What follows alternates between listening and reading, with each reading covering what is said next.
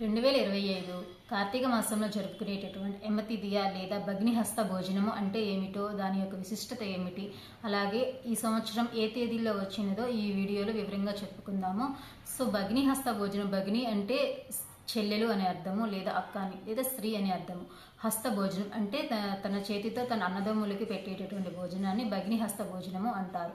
So భగ్నిహస్త భోజనం ఎందుకు చేసుకుంటారు, ఎమతిథియ అంటే ఏమిటి? మార్కండేయుడు అల్పాయుషుడు.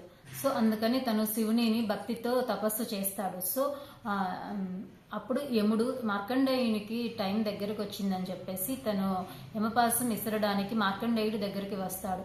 అప్పుడు శివుడు, మార్కండేయుడు నా భక్తుడు, నువ్వు శివుడు మార్కండేయుని మీద యమపాసం వేయడానికి వీలు లేదని చెప్పేసి శివుడు కోరగా యముడు మాత్రం లేదు, నా పని నేను చేసుకు వెళ్లాల్సిందే అని చెప్పేసి యముడు యమపాసాన్ని విసరబోతుండగా మార్కండేయుడు ఆ శివలింగాన్ని గట్టిగా పట్టుకుంటాడు.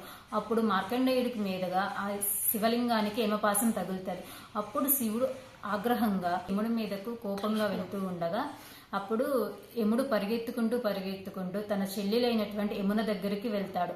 సో ఎప్పటి నుంచో తన అన్న రాక కోసం ఎదురు చూస్తున్నటువంటి యమున, ఇది మంచి సమయం, తన ఇంటికి వచ్చాడని ఎంతో సంతోషపడి తన అన్నకు నచ్చినటువంటి వంటలన్నీ వండి పెట్టి మనస్ఫూర్తిగా కూర్చొని భోజనం పెడుతూ ఉంటే ఆ యొక్క ప్రేమకి తన అన్న ముగ్ధుడైపోయి తన వెనక వస్తున్నటువంటి త్రిశూలాన్ని కూడా పట్టించుకోకుండా తన చెల్లి పెడుతున్నటువంటి అన్నాన్ని తింటూ మైమర్చిపోతాడు. సో అలా యముడు తృప్తి చెందగా తన చెల్లిని ఏమైనా వరం కోరుకోమని అడుగుతాడు. అప్పుడు యమున రోజు ఏ అన్న తమ్ముళ్ళైతే తన అక్కా చెల్లెల దగ్గరికి వెళ్ళి భోజనం చేస్తారో వాళ్ళకి ఎటువంటి యమగండాలు లేకుండా వరమిమ్మని కోరుకుంటుంది.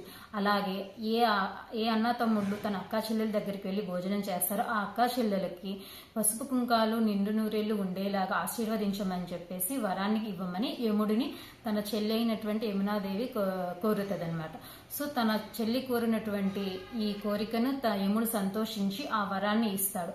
ప్రతి సంవత్సరం కూడా యమతిథియ రోజు అన్నా చెల్లెళ్ళు తన సొంత అక్కా చెల్లెలు ఉన్నటువంటి సిస్టర్స్ దగ్గరికి, అక్కా చెల్లెల దగ్గరికి వెళ్ళి మనస్ఫూర్తిగా భోజనం చేసి తన పుట్టింటి తరపున క్షీరాసార ఇచ్చి మేమున్నాము అని చెప్పి ఒక ధైర్యాన్ని చెప్తూ ఆ చెల్లెలకి అక్కకి ధైర్యాన్ని ఇవ్వాలి అని చెప్పేసి ప్రతి సంవత్సరం ఇది ఆచారంగా జరుగుతూ ఉంటుంది.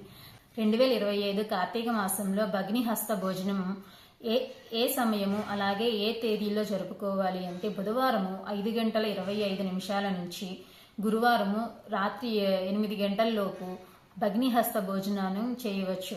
సో ఇలా చేయడం వల్ల అన్నదమ్ములు ఆరోగ్యంగా ఈ గండాల నుంచి తప్పుకుంటారు, అలాగే అక్క చెల్లెళ్ళు పసుపు కుంకాలతో ఉంటారనేది మన నమ్మకం.